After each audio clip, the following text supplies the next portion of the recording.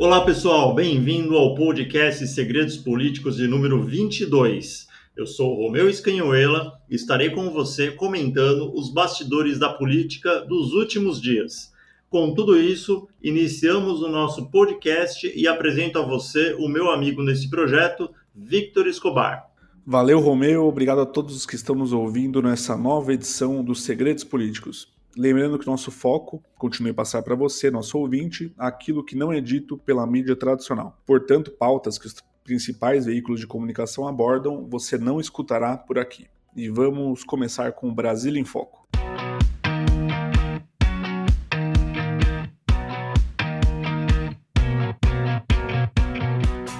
Gleice Hoffmann tem cadastro do SUS suspenso por óbito. Vitor, a deputada federal do PT, né, e presidente do PT, a Gleice Hoffmann, ela teve aí o cadastro no Sistema Único de Saúde suspenso após ser classificada dentro do sistema como uma pessoa que já faleceu. Essa alteração de dados, segundo ela divulgou, né, aconteceu em março de 2019, ou seja, já faz mais de 2 anos, e segundo a assessoria de imprensa da Gleice, ela só foi alertada sobre o caso após ter suas informações checadas quando ela foi se vacinar aí, contra a Covid-19. As imagens do cadastro mostram a informação de suspensão por motivo de óbito, em 30 de março. Além da falsa morte, né, o nome Bolsonaro aparece preenchido no campo de apelido dela. A Gleice, ela foi até um posto de saúde no Lago Sul, né, no dia 25 de junho, para tomar a vacina contra a Covid. E, segundo a assessoria dela, ela foi informada por um servidor que deveria corrigir a informação do cadastro antes de tomar a segunda dose, que está prevista aí para ela para setembro, né? A Secretaria de Saúde do Distrito Federal informou que só o Ministério da Saúde poderia responder sobre a alteração, né, para óbito no cadastro do SUS. A pasta afirma ainda que exige apenas o CPF para agendar a vacinação no Distrito Federal, sem a obrigatoriedade de informar o número do Cartão Nacional de Saúde. Nas redes sociais, a deputada cobrou providências, do governo federal e destacou que já se passaram 2 anos desde que seu cadastro foi alterado. Então, a parlamentar ela ainda se referiu a um ataque em massa que teria acontecido nessa época. Em outro caso, em novembro de 2020, a pasta disse que identificou a presença de vírus no sistema interno. O Ministério alegou à época que o problema afetou a divulgação do balanço de casos e mortes por Covid-19. O Ministério da Saúde também disse que havia suspeita de ataque hacker. Vitor, eu acho muito difícil ser um ataque. A grande possibilidade aí para mim é um funcionário com acesso ao sistema simplesmente entrou lá e alterou, né? Não sei se eles têm acesso a logs, deveriam ter, né, para saber quem que alterou, mas acho muito mais fácil ter sido algum funcionário que sacanear a Gleice aí e ter colocado isso. E também, para mim, não foi um vírus no sistema que alterou o cadastro dela. Mas, enfim, é algo que tem um tom aí, talvez, né, talvez um pouco cômico nessa história toda, mas mostra muito a fragilidade dos sistemas do governo, né? De alguém conseguir alterar e só 2 anos depois descobrir, conseguir fazer quer dizer, não foi nem um cruzamento de dados, a Gleice foi lá tomar a vacina e aí falaram, pô, mas você não tá viva, né? Parece piada, né? Parece piada. Então você vê a fragilidade do governo em relação aos sistemas que existem hoje, né? Exatamente, é isso aí. Bom, vamos então para o colado com a justiça agora.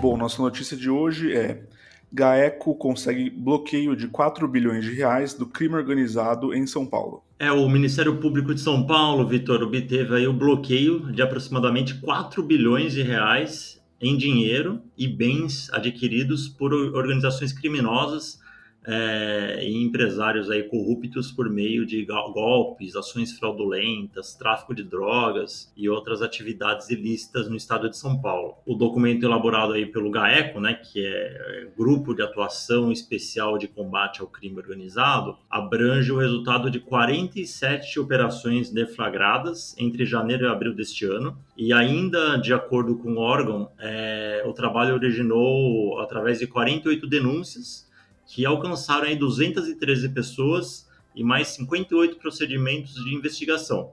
Então, assim, é um número bem importante, né? Ainda mais as cifras que foram bloqueadas, porque isso faz com que a gente tenha um problema, não um problema, né? Uma solução para a sociedade, mas um problema para o PCC, né? Uhum. Em relação à falta de dinheiro.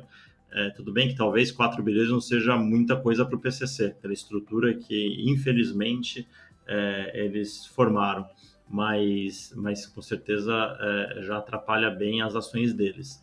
E aí o promotor de justiça, Vitor, o Arthur Pinto de Lemos Júnior, coordenador do Centro de Apoio Operacional Criminal do Ministério Público, em entrevista para o portal R7, enfatizou a política de trabalho adotada pelo Ministério Público, voltada aí a minar o poderio financeiro, né, arrecadado pelas quadrilhas como forma de enfraquecer a atuação desses grupos criminosos. O representante do Ministério Público revelou que a disponibilização dos recursos aos cofres públicos, né, desses 4 bilhões de reais, entre bens e dinheiro, depende da justiça criminal ainda. E a expectativa é que praticamente a totalidade dos valores seja recuperada, pois é fruto de delações premiadas, né, e esquemas de lavagem de dinheiro, sonegação fiscal e fraudes fiscais estruturadas. Ele também considera prioritária a repressão, né, às facções criminosas, né, especialmente o PCC. No entanto, o promotor distingue aí uma ação diferenciada da facção em relação aos criminosos de colarinho branco. As ações do PCC, para ele, se caracterizam pelo uso da violência, a intenção de expandir como entidade criminosa e o menor apego ao luxo, diferente das atividades de colarinho branco, né? E aí também no primeiro quadrimestre deste ano, Vitor, a Polícia Civil de São Paulo somou a quantia de 253 milhões, mais de 253 milhões de reais em apreensões de recursos provenientes de ações criminosas no Estado. O número diz respeito ao trabalho de investigação que inclui todos os departamentos da instituição: o DEMACRO, o DEINTER, o DECAP, o DENARC, o DEIC, o DPPC, o DHPP e o DOP. Depois a gente pode até fazer uma edição, né, Vitor, falando sobre as diferenças dessas polícias, né, dessas instituições, porque eu acho que a maioria das pessoas não sabe qual é a diferença entre DECAP e DEINTER, por exemplo. Eu mesmo não sei de todos aí, não. Vou fazer uma edição especial depois. Bom, sim. Então, assim, o delegado Everson Aparecido Contelli, né, que ele trabalha no DEINTER 8, que é o Departamento de Polícia Judiciária de São Paulo Interior, que é responsável por 67 municípios da região de Presidente Prudente, no oeste do estado. E aí o delegado Everson, então, ele avalia que a ideia da recuperação de ativos ela tem relação com a repercussão patrimonial do crime e tem sido cada vez mais estimulada pela Polícia Civil. Então o Contelli explica que o dinheiro relacionado à prática criminosa ele deve ser revertido para o ressarcimento das vítimas e que há ferramentas, né, que é o caso da hipoteca judicial, que é um dispositivo do Código de Processo Civil, pelas quais as pessoas prejudicadas podem buscar a recuperação dos bens. Então, ainda segundo o delegado da DEINTER 8, todo o dinheiro apreendido em operações contra o crime organizado é depositado em uma conta judicial bloqueada. E aí, no final do processo, os recursos são revertidos para o Estado ou para as vítimas, né, dependendo do resultado das investigações. E aí, atualmente, também há a busca por ações para evitar a desvalorização do patrimônio.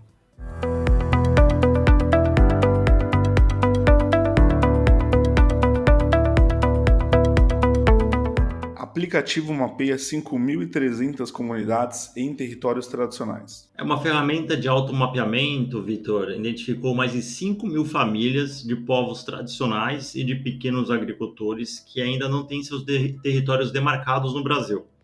O resultado consta em um relatório divulgado no final de junho pelo Instituto de Pesquisa Ambiental da Amazônia, o IPAM, e pelo Instituto Sociedade, População e Natureza, o ISPN. O projeto batizado de Tô no Mapa também contou com o apoio do Instituto Cerrados e da Rede Cerrado, uma articulação com cerca de 50 organizações.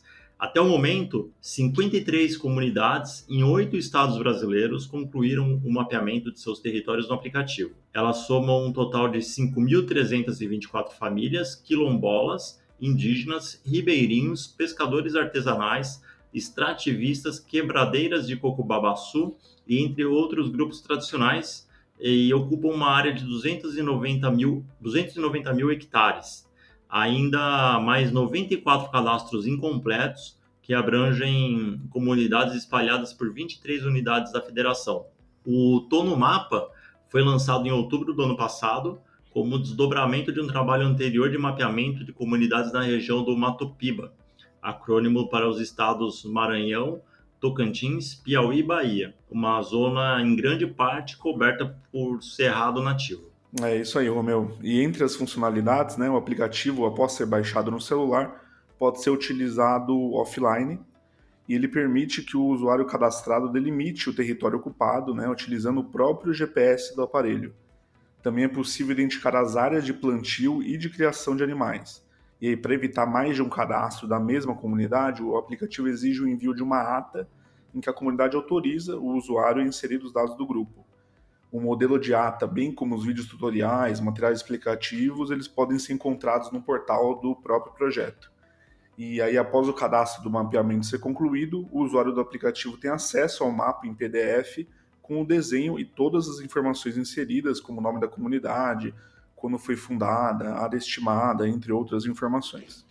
E durante o processo de cadastramento, as famílias relataram, Vitor, problemas por disputa territorial e invasão das terras, situação que representa 54% dos conflitos informados no aplicativo. O relatório também aponta a existência de conflitos relacionados à contaminação por agrotóxicos, que isso significa 17%, disputa por água, 6%, e queimadas não controladas, 4% dos conflitos informados. E esses conflitos, Vitor, não trazem apenas riscos para as famílias, mas podem comprometer a preservação ambiental dessas áreas, né?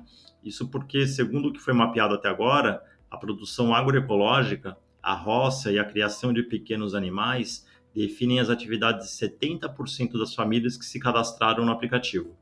Muitas vezes, com o uso comum do solo, povos e comunidades tradicionais adotam práticas sustentáveis para a conservação das nascentes e da biodiversidade, né? Então, eu quero dar o parabéns, né, para todo mundo que está envolvido aí, o IPAM, os funcionários do ISPN, né, Instituto Sociedade, População e Natureza, todo mundo que desenvolveu o aplicativo, porque isso demonstra um avanço, né, para a gente identificar essas comunidades que são comunidades frágeis, né, quilombolas, indígenas, ribeirinhos, os pescadores artesanais, todo mundo que está aí sujeito à disputa de terra, disputa de água, contaminação do solo, contaminação por agrotóxico. Então, a gente precisa cada vez mais defender essas comunidades, né, respeitar o espaço deles, e esse aplicativo, né, a notícia anterior foi uma crítica ao governo, e essa notícia é um elogio, não querendo elogiar o governo Bolsonaro, mas elogiar os funcionários que desenvolveram desses institutos, né, esse aplicativo, porque é um avanço para todos nós. E aí até contar um caso engraçado que resolveria com esse aplicativo, Vitor, que aconteceu comigo, quando eu era, bom, para quem não sabe, né, eu sou de São Paulo, e quando eu era pequeno, eu fui com um passeio da escola, eu fui numa comunidade indígena. Só que essa comunidade indígena rodou para chegar, acho que rodou 40 minutos de São Paulo. Eu não lembro exatamente para onde foi, eu sei que foi numa região de mata e tal, mas rodou 40 minutos. E aí chegou lá, tinha umas ocas, tinham umas mulheres fazendo artesanato, vestida de índia, tinha um cara lá em cima que saiu do meio da mata com cocar e falou umas palavras lá que, segundo os instrutores, os professores, era Tupi-Guarani, né? Só que eu sempre fiquei desconfiado que aquilo era tudo uma encenação. Eu nunca achei que fosse verdade, porque eu achei que, né, São Paulo, 40 minutos de viagem só, eu sei que tem umas comunidades indígenas perto de São Paulo, mas eu estava meio desconfiado que aquilo lá era tudo uma encenação. Agora, com esse aplicativo, talvez essa minha, né, ou para minha filha, ou para qualquer criança que vá numa comunidade indígena, que a escola vai falar, olha, vai lá nessa comunidade, a gente vai lá nessa comunidade indígena para vocês conhecerem. Talvez com esse aplicativo, né, se resolva, que realmente você vai poder confirmar, olha, nessa região tem sim uma comunidade indígena, tem uma comunidade quilombola, então esse aplicativo eu poderia ter usado lá atrás, há, sei lá, 30 anos atrás, mas não existia, né? Isso aí.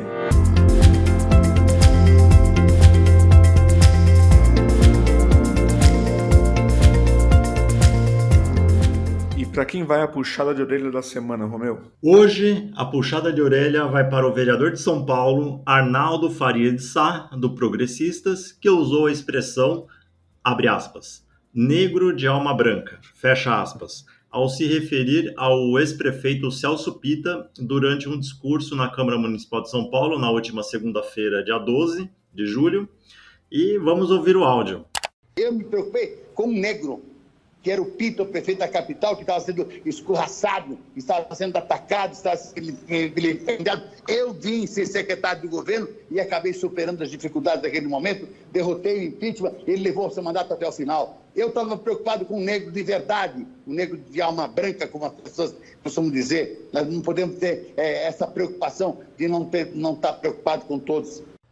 Essa frase ela foi dita, né, durante o pronunciamento do vereador sobre o projeto de intervenção urbana do setor central, e a bancada de vereadores do PSOL na Câmara diz que vai denunciar o parlamentar no Conselho de Ética. Então, o uso do termo registrado apenas em áudio, porque o parlamentar participava da sessão remotamente, né, com a câmera desligada, e depois, né, pelo menos o vereador pediu desculpas, não que isso resolva 100% do problema, mas ao menos teve uma retratação posteriormente aí.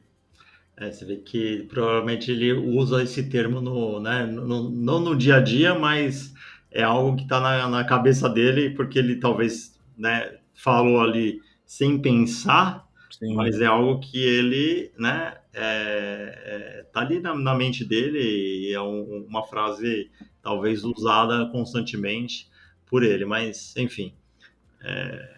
Eu acho que é importante, né, quando acontece esse tipo de coisa assim, levar mesmo à tona, a gente mostrar, repreender, né, esse tipo de fala, porque é isso, né, é uma naturalização, né, provavelmente ele ouvia já desde os pais dele, depois, né, ele começou a falar, vai passar para os filhos, então é importante a gente saber que é uma expressão racista, né, é uma expressão que não deve ser falada, assim como várias outras expressões que a gente tem na língua portuguesa que derivam, né, de expressões racistas. Então, acho que é importante essa representação contra o vereador para ver se a gente conscientiza mais pessoas, né, para não utilizar essas expressões.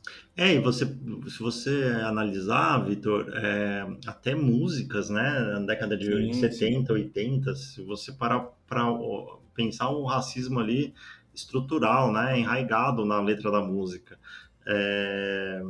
E se for avançar um pouquinho mais, né, levando para o que é correto ou não, outro dia eu estava ouvindo, a minha filha estava escutando uma música que é Atirei o Pau no Gato, mas o gato não morreu. Olha isso, que absurdo, né?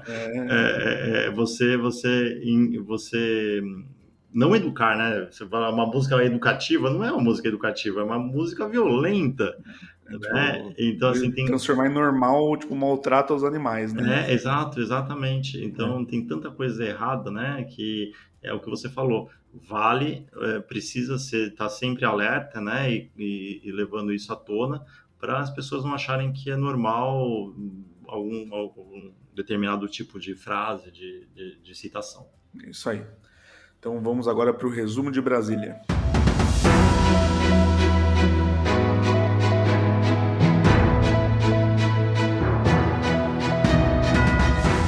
Bom, estamos gravando exatamente na quarta-feira, dia 14 de julho, às 16 horas e 10 minutos.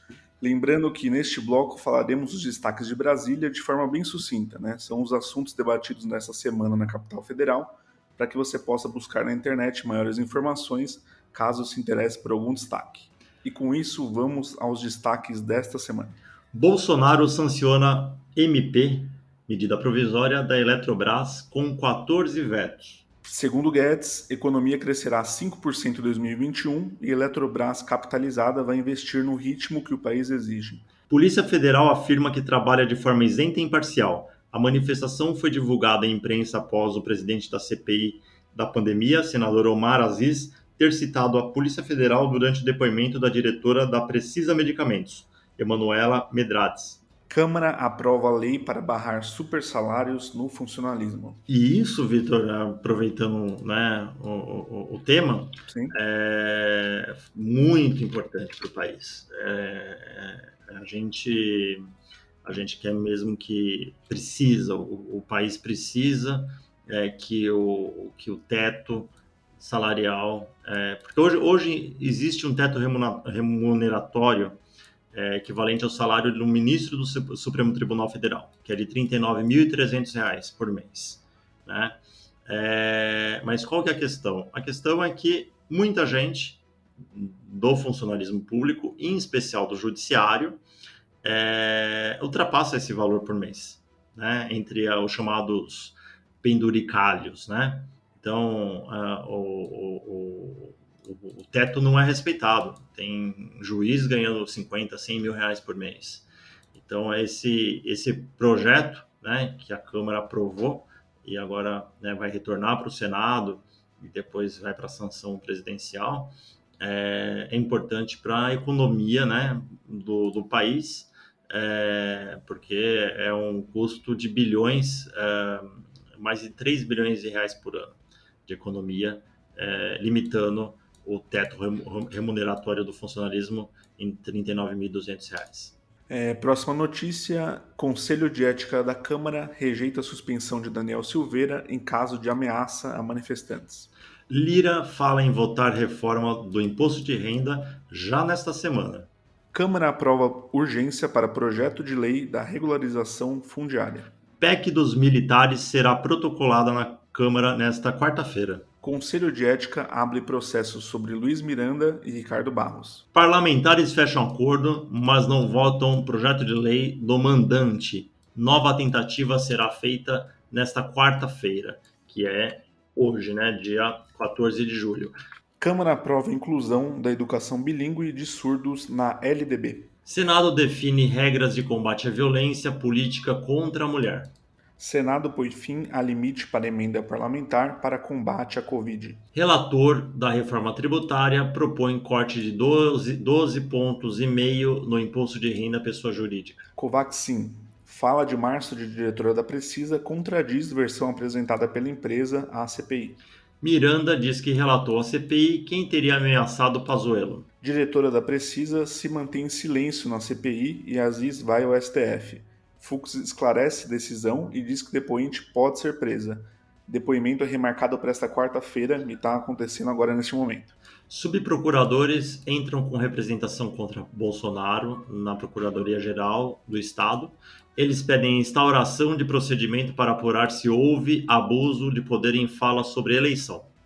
Irmãos Miranda pedem ao STF investigação de Onyx por calúnia, ameaça e outros supostos crimes. MP da Bahia autoriza a exumação de corpo do capitão Adriano, que vai passar por exames. Covid-19, CGU e Polícia Federal combatem desvios de recursos em Juazeiro, Bahia. Anvisa absorverá trabalhadores da Infraero, diz diretor-presidente. O governo celebra 31 anos do Estatuto da Criança e do Adolescente e anuncia novo canal de denúncias. O número 101 poderá receber reclamações de profissionais de saúde sobre violações de direitos humanos e atos de violência autopromovida, como suicídio e automutilação. E com isso encerramos o podcast Segredos Políticos. Quero agradecer, Vitor, a você, quero agradecer a todos os ouvintes, pedir para seguirem as nossas redes sociais, @Segredos Políticos no Face, no Insta, no Twitter estamos como @Segredopolítico. E é isso, bom final de semana a todos, até semana que vem. Valeu, tchau, tchau.